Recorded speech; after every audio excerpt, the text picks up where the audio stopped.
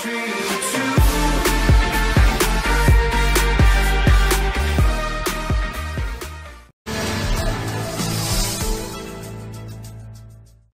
is a summary of the poem A Photograph by Shirley Toulson. The poet describes a photograph on cardboard that she is looking at. The photograph shows three cousins who went on a seaside holiday. In the photograph, two young girls are holding the poet's mother's hand. The poet's mother, at around 12 years, is older than the other girls.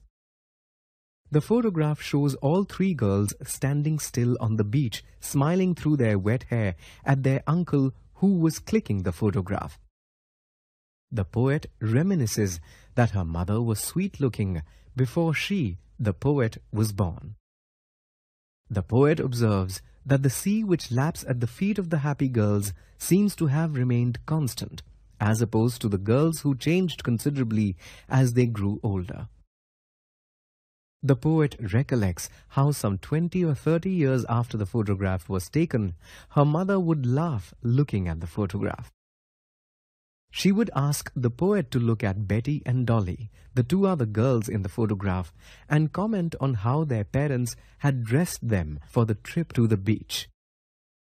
The poet, recalling this laughter of her mother, remarks that the holiday by the sea was her mother's past, but her mother's laughter on looking at the snapshot is a part of the poet's past.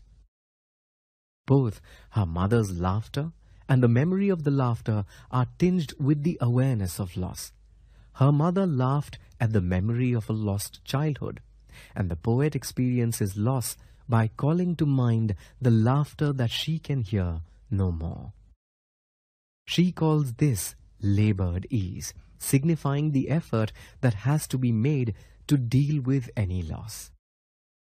In the final stanza, the poet says that her mother has been no more for nearly 12 years, and her mother in the photograph was nearly 12.